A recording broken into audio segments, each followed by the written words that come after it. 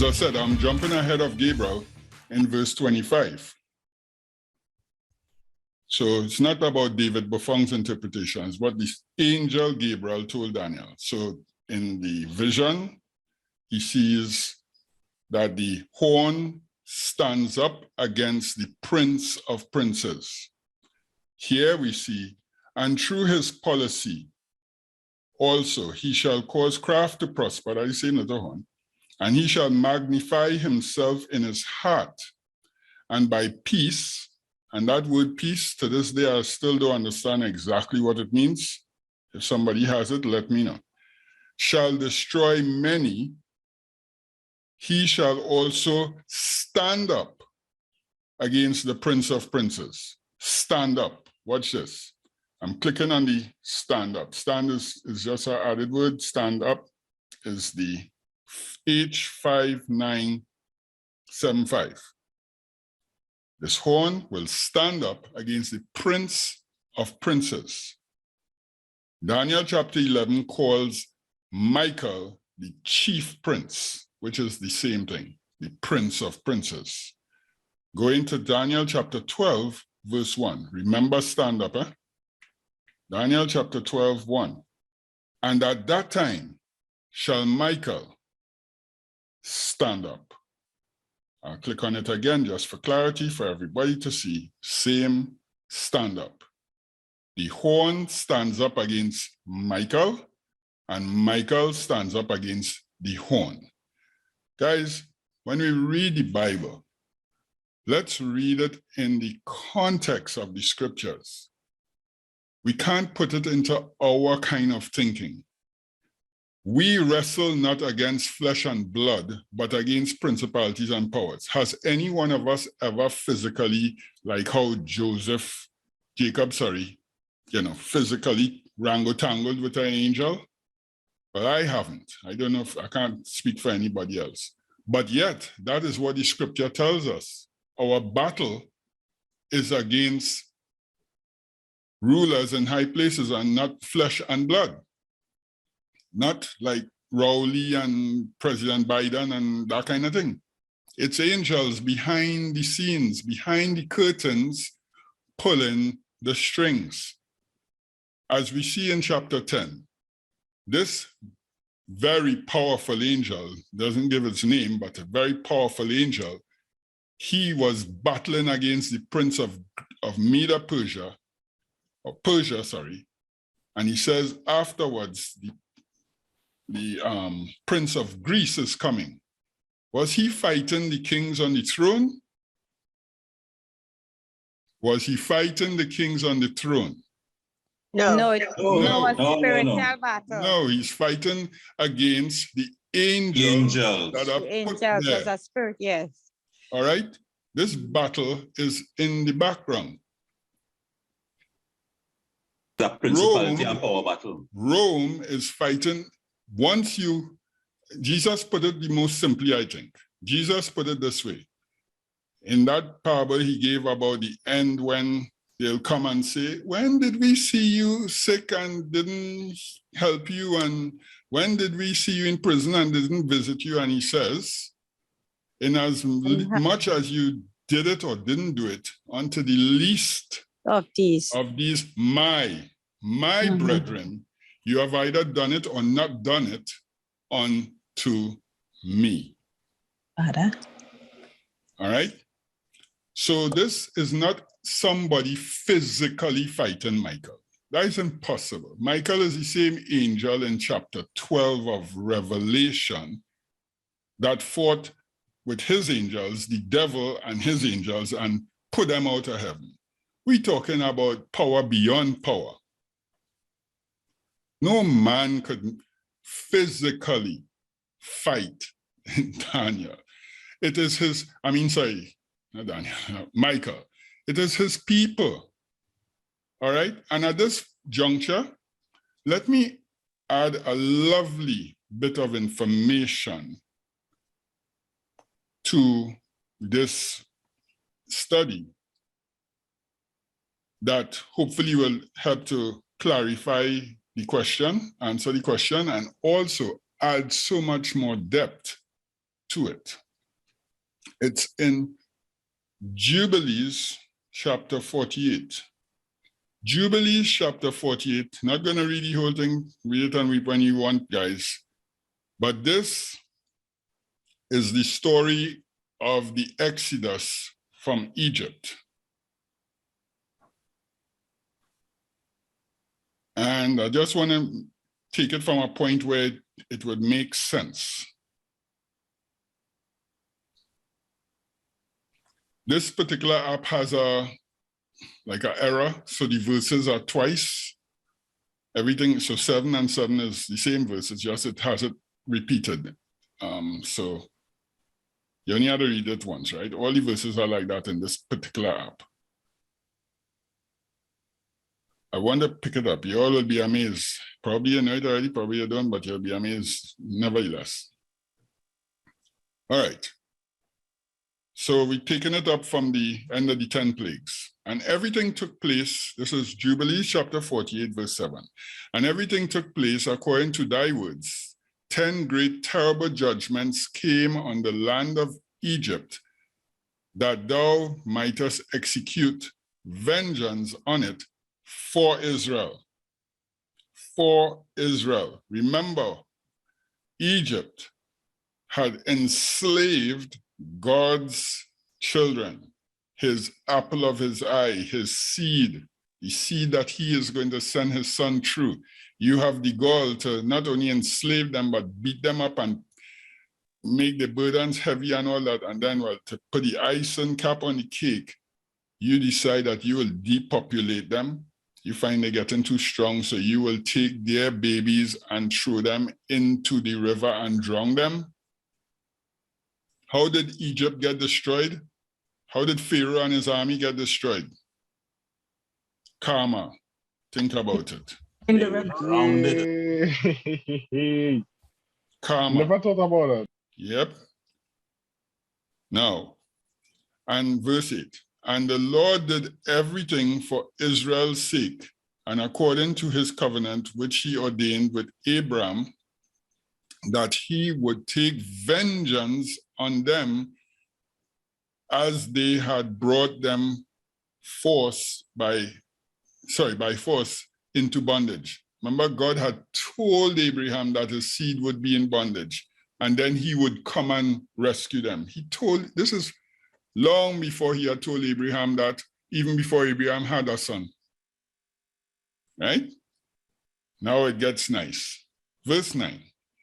But the prince, Mastema, stood up against thee and sought to cast thee into the hands of Pharaoh, and he helped the Egyptian sorcerers.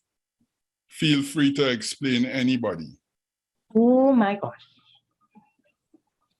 One of Satan's angels. Go ahead, Lisi. I agree with what she just said. Yes. It's Right. a spiritual warfare. So we see God working through Moses and Aaron, and we see enemy of our souls working through the sorcerers. Correct. Mastama is one of the devil's angels. Correct. I Right? agree. Just like how in Daniel chapter 10, the angel that came to give him the message had to leave somebody fighting against the devil's angels who was trying to, influence the kings of Greece and so on. This was happening in the time of Pharaoh, but this story just gets sweet. We are only on the tip of the iceberg. We watch it as it develops, and I'm glad that you got it already. So now we could just enjoy the sweetness. This Mastana came up against Moses. Moses gone, God's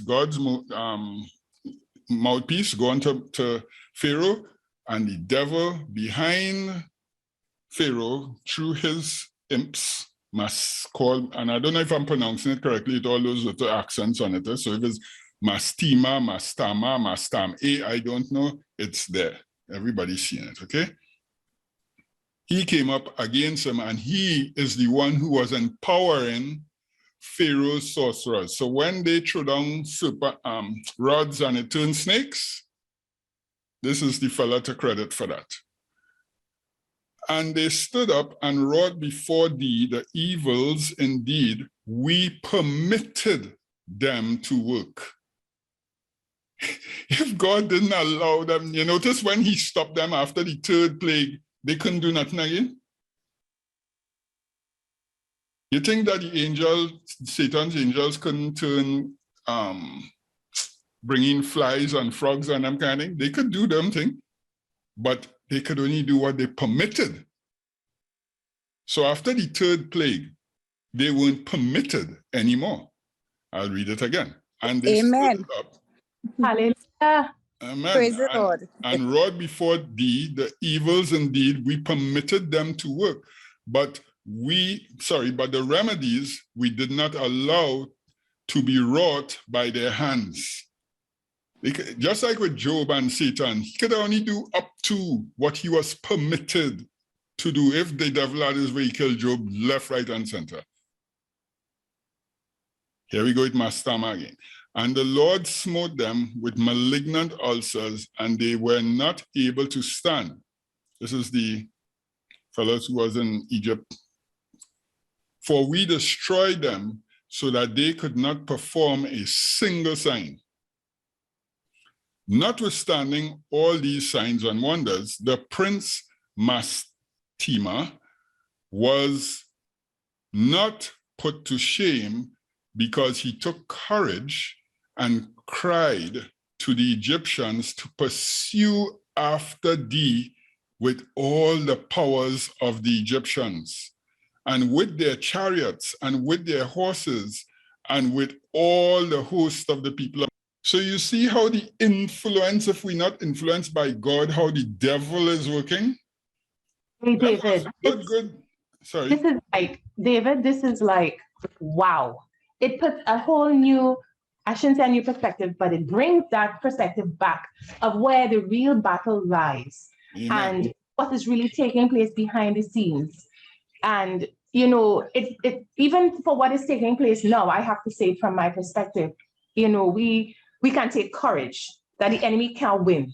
Hallelujah. At all. Thank you. Right, verse 13. Watch this, and I stood between the Egyptians and Israel. You all recall the Exodus account of this? To identify who the I is here? Yeah. Exodus 14:24 something. I don't remember the exact verse, but you all recall who was standing between the two? The pillar of fire. Yeah, but who was in the pillar of cloud? Michael, the same angel that God sent, said, I'm sending with you. Amen. I, Michael, stood between the Egyptians and Israel, and we delivered Israel out of his hand and out of the hand of his people. And the Lord brought them through the midst of the sea as if it were dry land. And all the peoples whom he brought to pursue after Israel, the Lord our God cast them into the midst of the sea and into the depths of the abyss between the children of Israel, Kama in the skin. Even as the people of Egypt had cast their children into the river, he took vengeance. Watch this.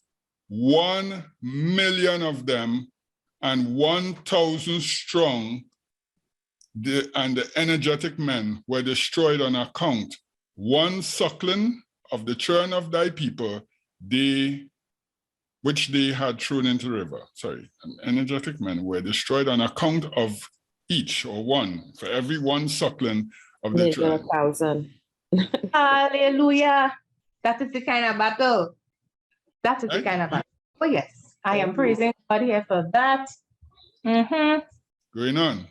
And on the 14th day of the 15th day, and on the 15th, and on the 16th, and on the 17th, and on the 18th, the prince Mastema was bound and imprisoned behind the children of Israel, that he might not accuse them.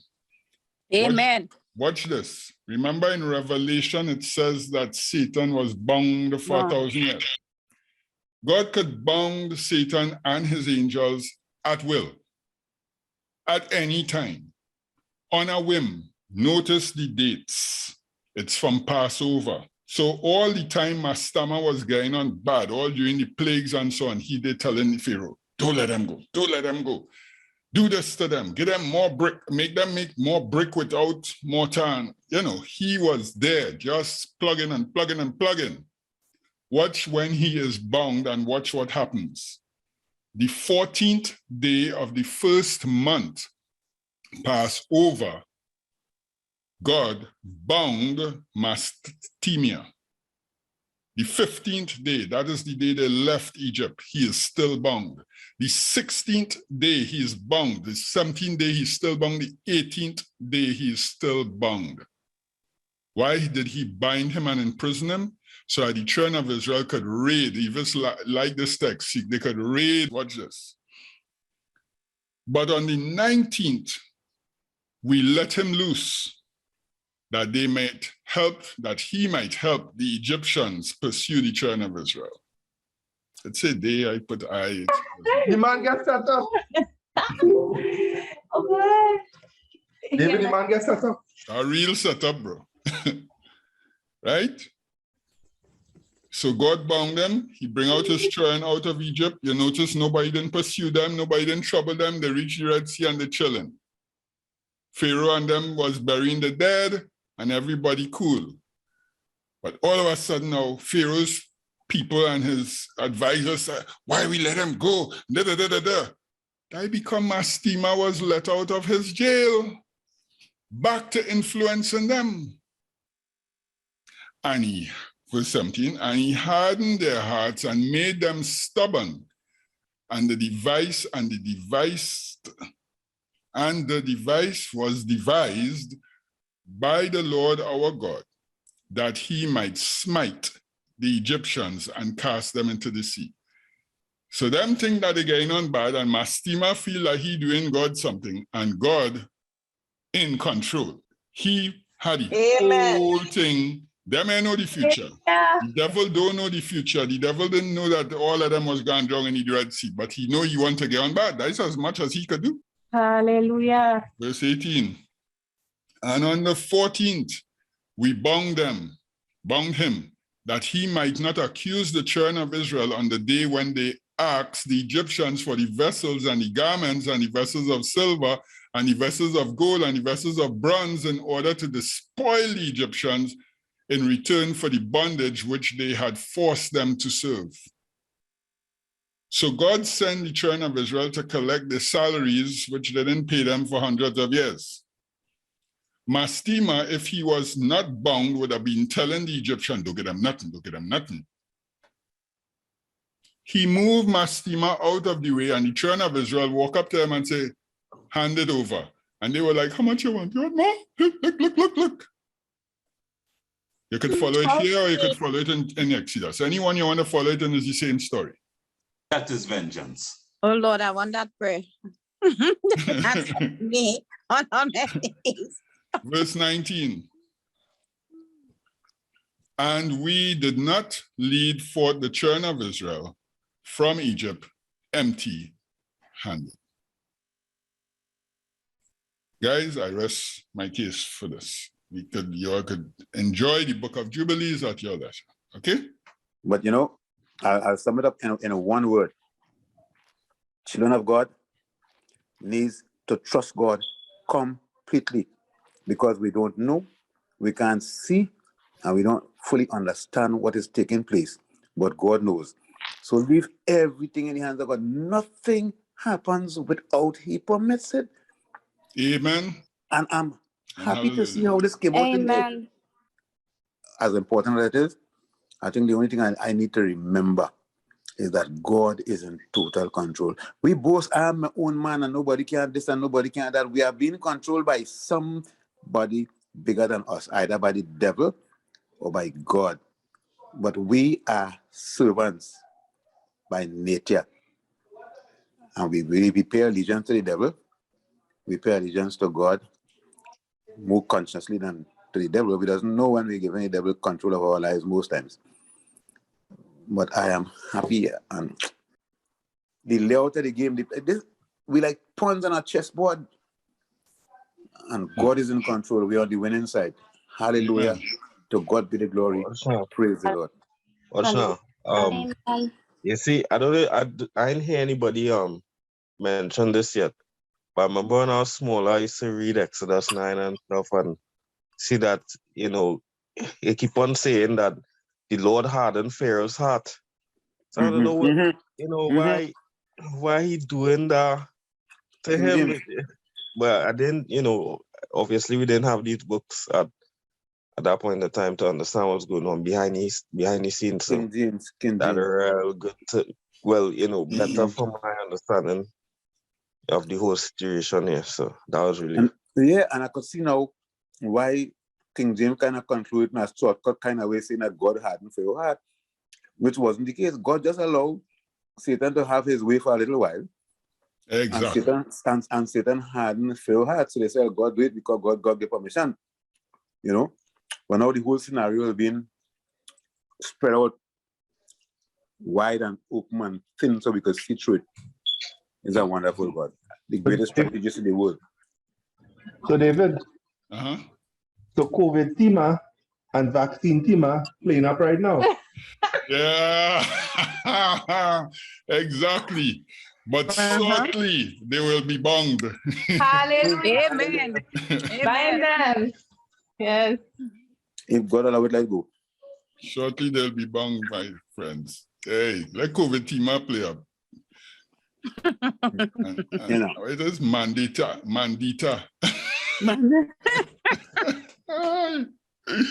All right, guys, I put up all my notes on that text, on that verse, sorry, for you all. You all know the drill by now. If you ain't what they call it, screenshot it yet, do so now. I just put there, because I'm not gonna go through all. You could do that in your own spare time. One is a good one. There is the one in Joshua, because that same angel, when Joshua took over, as they were preparing to cross into the promised land, into Canaan, he had an encounter just as Moses had, and he was told, take off your shoes from off your feet, for where you stand is holy ground. Same instruction. And it was the same angel who was he told Moses was told, "I stand in front of you." He had a one-on-one with Joshua, just as he had with Moses and so on. Right? It's just one angel, you know, guys. You know, I hear people, and my mom and them we grew up thinking, oh, each one of us need an angel, and you have an angel, and the whole of Israel had one angel. Millions of people. And not a dog could bark out a place against them. Okay, guys? That is the prince of the host, Michael. You know, when it is said that each of us have a personal guardian angel, I think that is the best way to develop and explain the power that is one angel carry. When he well, nice explosions, nice explosives. because if he could individually be guarding each of us, I mean individually, each of us have 186,000 men were killed in one night, the enemies of God's people, when Sennacherib feely bad. God sent one angel. One. And who the angel was? The same Michael. That's their prince. That is the angel that was put in charge of Israel. Just as how the other angel, that story is there for us to know that there's more than one. The other one was in charge of Greece. He was holding down the fort in Greece. That's his assignment. And the backup man. And Michael was holding down his fort in Israel. They exchanged position because you can't leave them fellas alone. Them fellas, Mastamia and them fellas going on bad. You can't leave them alone. So they exchanged position. He came and delivered his message, went back, relieved Michael, and Michael come back. Right? David, what is the work of Gabriel? Because I always call for Gabriel. What The is messenger? Gabriel? Gabriel well, all angels is messengers. All the word angel means messenger, but Gabriel is one of the archangels, and we see. I don't want to say what his role was, but we see that when God has an important message to deliver, including when he was going to send his own son into this world to die, Gabriel was the man assigned with the word. Gabriel has a persona that is a look that isn't intrusive. Gabriel doesn't look like the ones who are big and powerful and, to frighten away Mary. Gabriel, every time we see Gabriel, he looks like a man. But his words, straight from the throne of God. I seen Jesus now telling them boys, well, you think I couldn't order legion? Yes. He talking about the end of the world. Well, you think I could move this world out he said, just one legion. You could you imagine if one legion, not a one angel, a one legion come out? Oh my God. You think I couldn't call up the legions of angels here to deal with this situation? The only reason you say legions for them fellas is because that is how the Romans used to think, eh? Yeah. Here calling down no legions. It's just a one angel would have come and deal with, not what's his name, Pilate, Herod, the whole thing. But that wasn't his purpose. If he called down legions, that's the end of the world, because that is it. He wipe out the world and go back home. And it brings to mind Revelation when it says 10,000 times 10,000 angels accompany him. When you think about that, you say that is real power. That is vengeance. When he in vengeance mode. Oh, yes. All right, guys. So I want to move. Can I move on? I know this is lovely, but we want to move on. Yeah. Let's continue from where we left off here. Yea, he magnified himself. This is the little horn. Rome. We okay with that? Right. To the prince of the host, the guardian of the host. The host is the stars. And King James words here, and by him the daily sacrifice was taken away. Let me click on the words for you all. That's why I'm using my app this morning so that everybody could see for themselves. Click in, by. No word there in the Hebrew. Him, no word there in the Hebrew. The Hebrew, no word there in the Hebrew. Just a cross-reference. Sometimes when it's online, you see define and cross-reference. You could click on that and you'll get a cross-reference to somewhere else. Now this is that which shall offer upon the altar 2 lambs first year, day by day, continually. Exodus 29:38. But the point is, who said that by him, i.e. by the horn, the daily sacrifice was taken away? Not the Bible. God's word didn't say that. That was put in there in your English translation. All it says is that he magnified himself to the prince of the host, and the daily sacrifice was taken away. And the place, again, defined of the temple or the sanctuary was cast down. If you say his sanctuary, that is whose sanctuary? Rome sanctuary? That don't make no sense. So guys, a little lesson in reading, and that's why I'm doing it here on the phone for everybody to see, whether you have this app or a different Bible app. Don't just take all the English words for granted.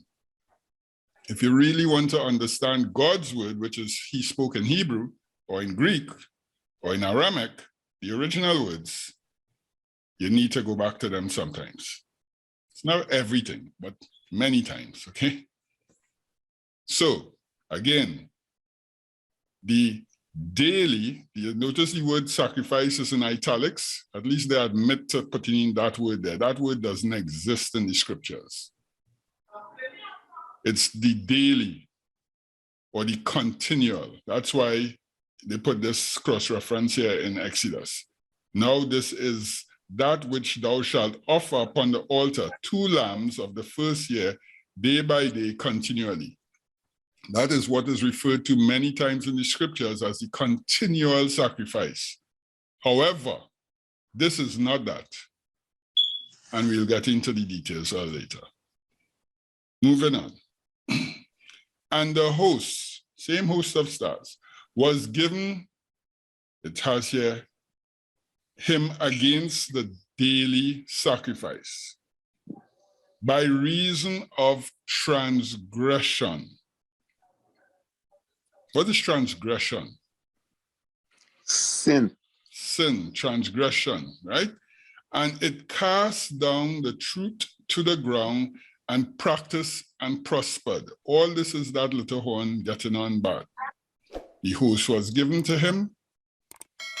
So just as we see in the days of Jesus, they were under Roman rule, and Rome was practicing and prospering, and the Jews were transgressing. 13. This is where vision number 2 comes in. So all that we were reading up to verse 12 is one vision. Verse 13 and 14 is another vision. Same sleep, 2 visions. One is visual and one is audible. We see this throughout Revelation. Sometimes John says, and I saw, and sometimes I heard. Mm-hmm. Be careful to distinguish between the two. Now, Revelation is one vision, but this one is 2. And David Buffon saying that we're going to see the angel will support it or say it. I just took it from him later on. Watch the transition here. So he was seeing all that, right? Seeing. Then he says in verse 13, then I heard one saint speaking to another saint. I heard. He didn't see it. He heard it. Pay attention. Which spake, how long shall the vision concerning the daily sacrifice and the transgression of desolation to give both sanctuary and the host to be trodden underfoot? And I kind of pause there because I'm thinking if to dispel with it now, but later on in the study, I'm going to come back to this verse. So I wouldn't break it down at this point.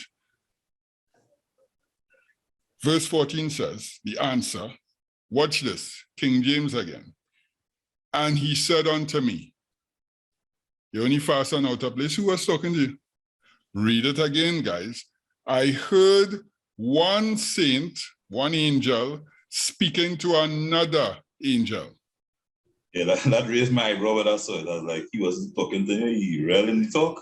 You understand? I'm going to click on me so that you know that is a word they put there. Too much additions to the poor little Bible, but we have the word of God to be able to differentiate, okay? Watch this.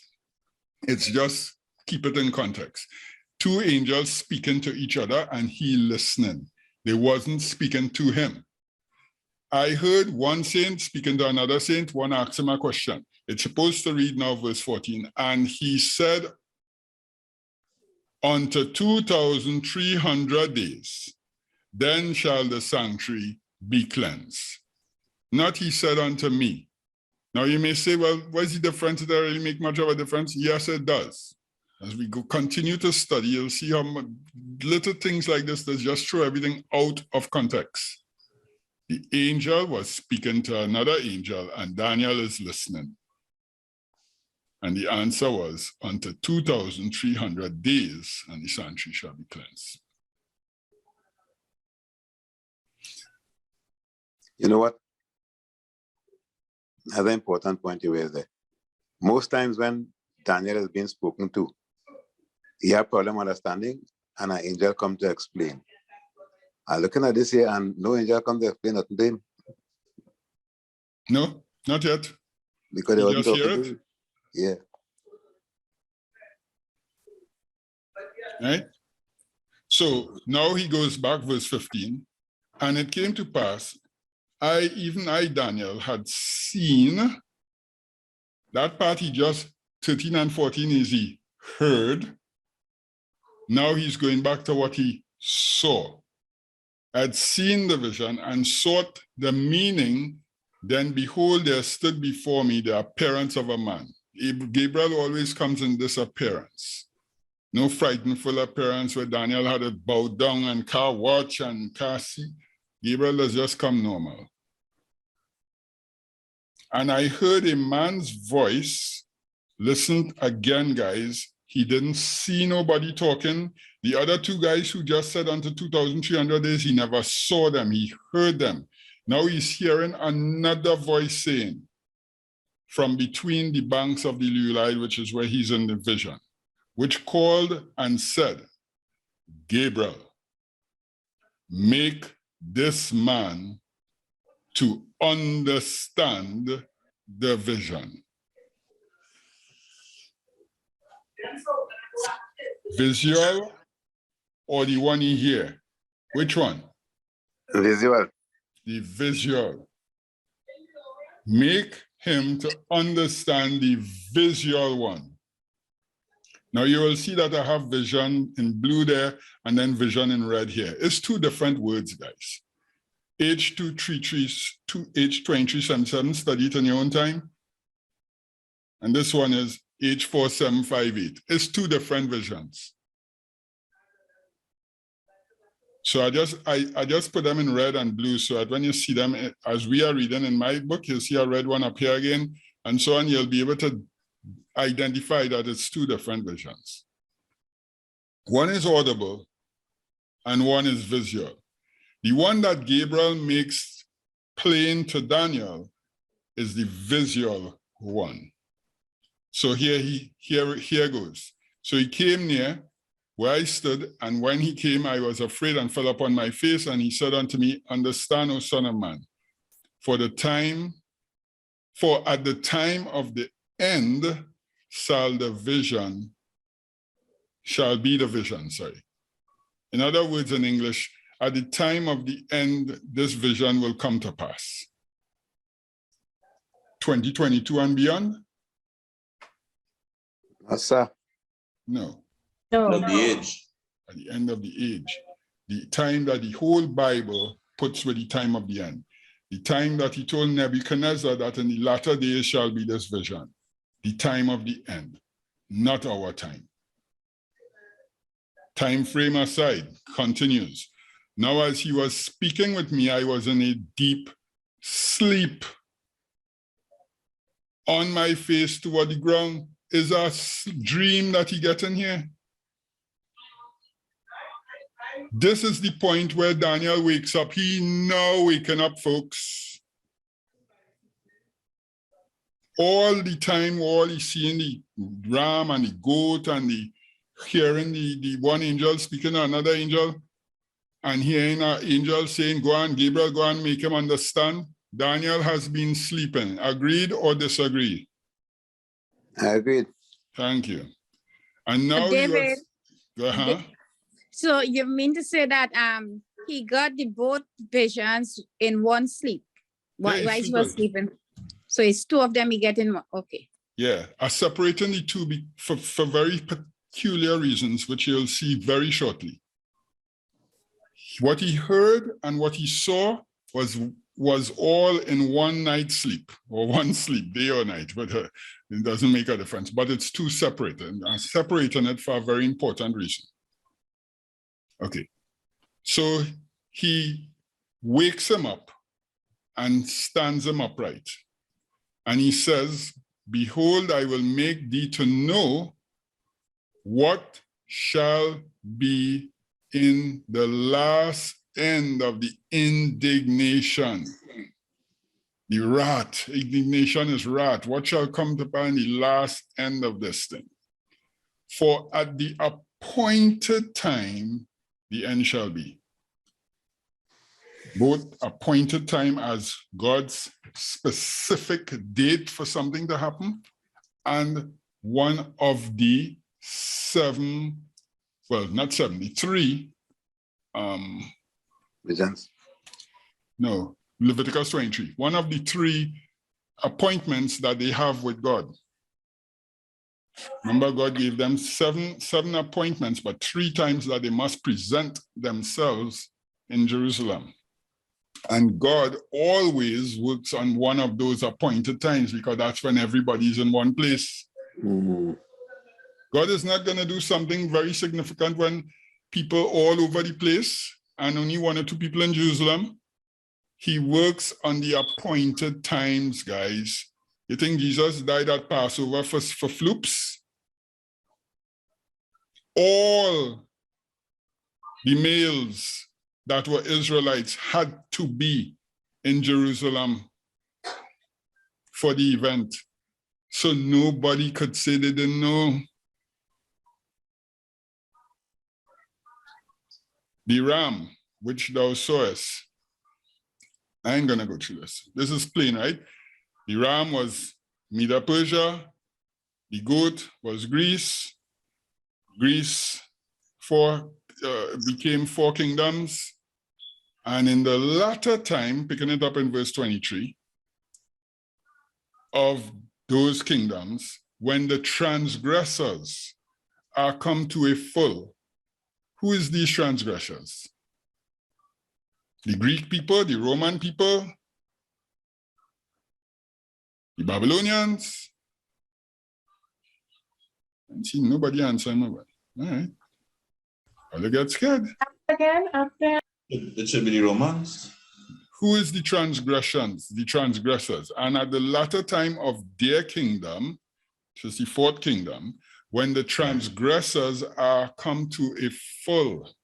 That's Israel. Israel, right? Yes. Jesus told them in Matthew 23, all you're going to fill up all your cup. Revelation 17, Revelation 17, with the woman sitting on the beast with the full cup. God is very patient.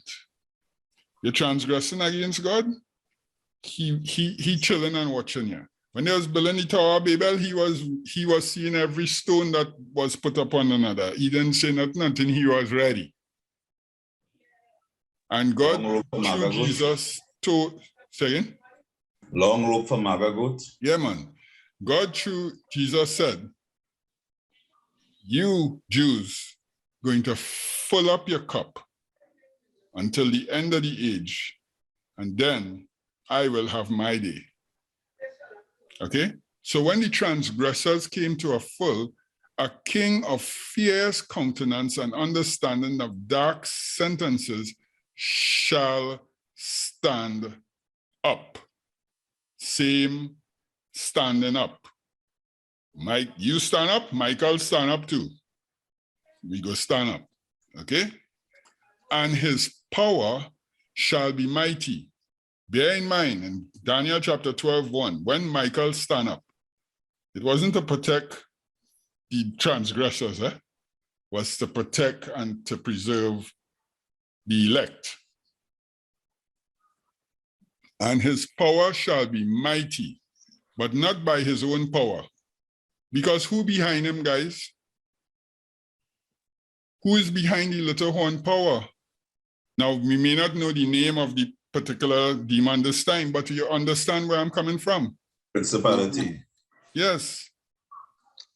Right? And Satan himself is in the mix, whether it's one of his second in command or whether it's himself, they are behind this thing. Evil forces. Yes. Revelation 13, the beast. It's not his own power. Who gave him his power? Yeah, he gave power to the beast. The dragon. The dragon, who is the devil. It doesn't mince words in Revelation. Who are we talking about right now? Not the same person? Mm-hmm. Come on, just add it up. It's the dragon, the devil, the Satan is giving this man his power. Say talking in dark sentences, that's evil. Now, he shall destroy wonderfully and prosper, and shall practice and shall destroy the mighty and the holy people. The stars, the host of the stars, good, bad, and indifferent, this man is beating them down, trampling on them. And through his policy, he shall cause craft to prosper in his hand, and in his hand, and he shall magnify himself in his heart, and by peace. I'm not sure what peace means there. I really don't to this date, but still working on it. Here it says in the footnotes, by prosperity. I don't know if that's so or not, but still working on that. What Shall destroy many. What flashed to my mind with that peace and the destruction is that when they shall see peace and safety, sudden destruction come upon them. So by giving a false sense of security. In prosperity, you relax back and the destruction coming on, you know. Could very well be onto something there, Sam. You know, you take no defensive measures. You don't put any guard in place. Your guard's down because all is peace and safety and good. We'll eat and drink and make merry until the flood come. That one my mind. You see, yeah, I like it. I mean, you know me, I had to check it and double check it, but because all it has here is peace, it don't have and by. Right. So it could very well be during peace. He shall stand up. And I like your point of view. It's I'm not going to play with as I continue to study. Plug it in and see if it brings out scripture. If it fits. Yeah. It had to fit with scripture. That is the idea for me. Once the scripture supports it, then we good. When I heard the word peace, the thing that came to my mind is peace treaty. You know, many nations and even now Israel treaty, and these treaties are broken. So, you know, maybe a sense, as he was saying, allow them into a sense, okay, this is the treaty I make with you, this is what I will do for you. And these people just, okay, and they're happy and go lucky, and they don't realize what's going on behind the craft that is taking place, what he's doing behind the scenes to actually destroy them. The principle run across, it has been alleged that just before the destruction of Pearl Harbor, that the Japanese was in America talking peace, making peace arrangement while plane was on the way to destroy, you know, as they fly out, bombers flying. Well, as I say, David, that remind me also in Revelation when it is said that those of us like who believe that we have Christ in our lives and feel we all good and everything's okay. That is like a peaceful time. You know, we think everything's okay with us. We're good, and then Jesus declared unto that stage of the church that they were filthy and they really needed him, so they were not right. So sometimes if that's Christians, we think everything good, we are at peace with we beliefs and what we know, and we feel we all good. At the same we are knowing that we'll be destroyed because we ain't right. Well, we have it. Well, I like that. We as in keep me out of your weed there. keep your weed to yourself. Yeah, no, I'm talking about people who believe they're serving God, I know. Yeah. I good. I know I believe, and I believe I know I good. All right, guys, closest point that I've heard so far that I think needs checking into is when Jesus said in Matthew 24, when they cry peace and safety, sudden destruction. I think we should go down that road to find the answer for this term here that says peace. Okay, but we'll move on. Today is not necessary to understand every single thing. He shall stand up against the Prince of Princes. Who is the Prince of Princes? The chief prince of Daniel 11 and Daniel 12. The chief prince, Michael. He'll stand up against him. But he shall be broken without hand. So this king, who feel he bad and he going on crazy, just like how Pharaoh was cast into the Red Sea and didn't know what hit him yet when he drowned, calm off his skin, is the same application here. You don't come up against Michael and win. Not even the devil did that. And the vision of the evening, watch this now. Notice vision in blue, not in red. And the vision, it's two different words. I'll tell you also, it's two different words. One is red, one is blue. And the vision of the evening and the morning, which was told, is true.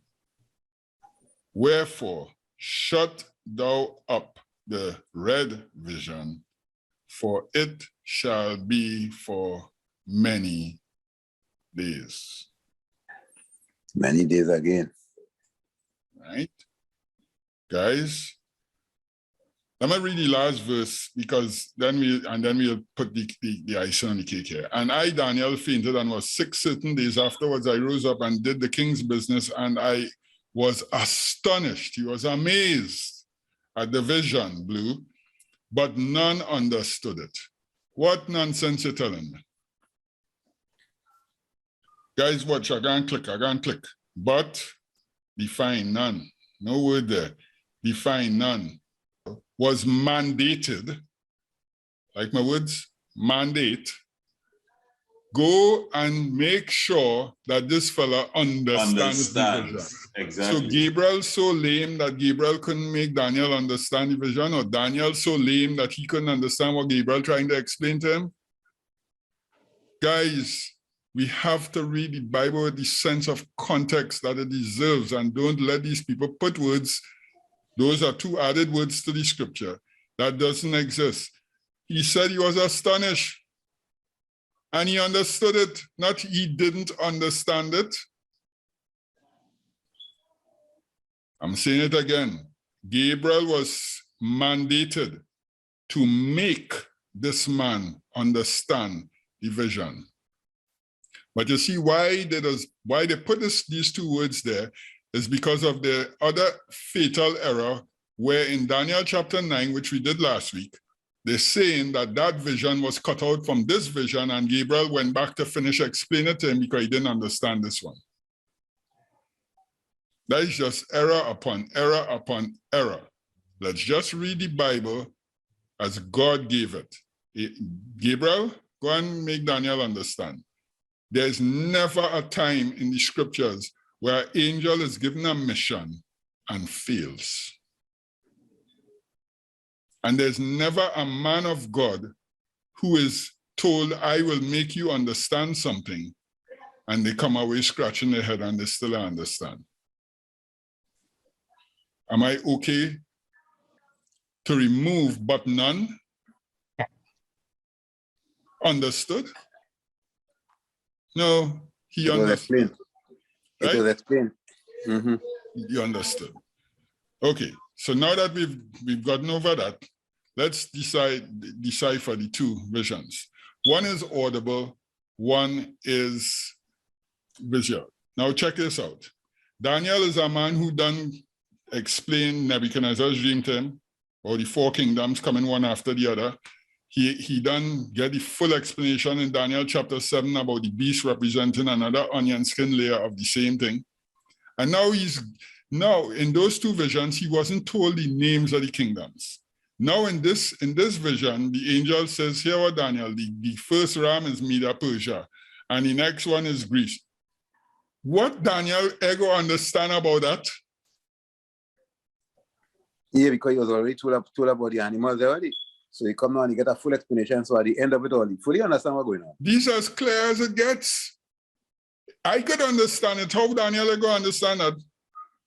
And the video was talking to. No, man. So you see when they're training words into your scriptures to tie up, be careful, okay? He understood. There's nothing there that he couldn't understand. And notice that this vision did not start with Babylon. Belshazzar, we know with the mini tackle you fasten. That was right around the corner. Your kingdom has been wanted. They have been weighed. You have been weighed in the balance and found wanting. Mm-hmm. Right? Was right around the corner. And so God doesn't even waste time to put an animal in this one to represent Babylon anymore. He starts off with the next empire that's going to take over. Right, and Daniel lived through that. He was working for Darius. So how Daniel ever understand his vision? Daniel lived to see the transfer of power. You're seeing it? Yep. You're seeing it, you know? because I doesn't take putting these green letters lightly in my Bible over words that they put in. Okay? Daniel understood the vision. Daniel actually lived the first transition. He didn't live to see Alexander the Great, but he certainly lived to see the kingdom of Babylon, the head of gold, fall off, and chest and arms of silver take place. And Darius, the first ruler, was a good partner. The same partner who threw him in the lions then, but didn't really mean to do it. Right. So don't tell me that he didn't understand the vision. He not only understood it, he lived it. All right? You know when you say, here's what was not clear. The vision of the evenings and the mornings, and the way how the King James have this, it could be tying up to some people. So let me go back to verse 13, where it says, verse 14. And he said, unto 2,300 days. Joetta, you have a NIV. I want to just read verse 14, the NIV from please. It says, he said to me, it will take 2,300 evenings and mornings, then the sanctuary will be reconsecrated. Right. Now, you see what it says there, evenings and mornings. That is the actual words that it have in the Hebrew. The King James just translated days, but it's evenings and mornings. So when he says now in verse 26, and the vision of the evenings and the mornings, reading it in the King James, it doesn't add to it doesn't align with anything. Because up at 14, it says days, and now it says evenings and mornings. But if you're reading it in the NIV, both verse 14 and, just read verse 26 first, please, in your NIV, will line up. Right. The vision of the evenings and the mornings that has been given you is true. But right? Seal up the vision, for it concerns the distant future. Very well. So one vision with the animals, the one that he saw, you can't seal that. He lived it, and it wasn't no distant future because literally Persian Empire took over not too long after he got this vision, right? So that isn't distant future, was it? So the angel could not have been referring to the visual vision that he saw. He is specifically referring to the part that he heard.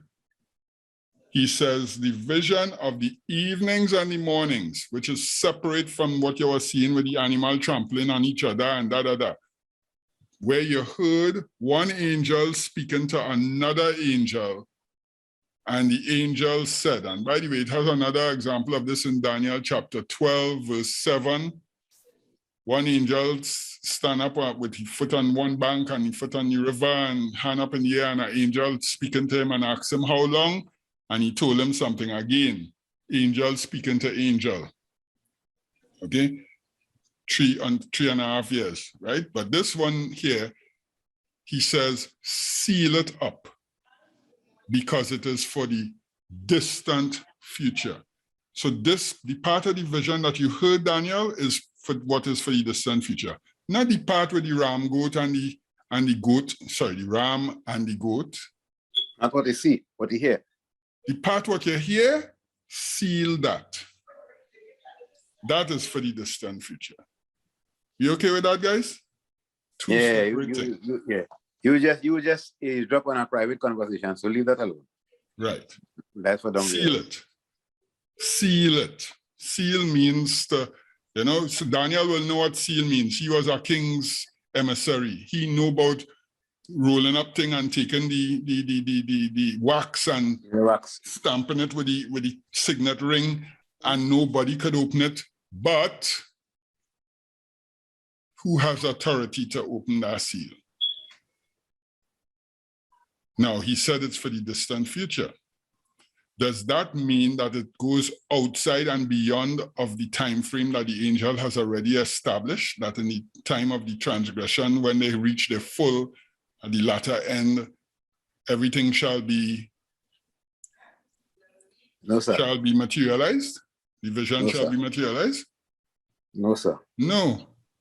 So once you pass the time of Jerusalem destruction, everything interpretations, you on your own.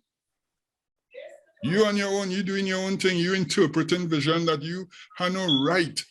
Watching Revelation, God sit down there on his throne with the scroll with the 7 seals. And John started cry because nobody was found. John didn't run up and say, let me open it now.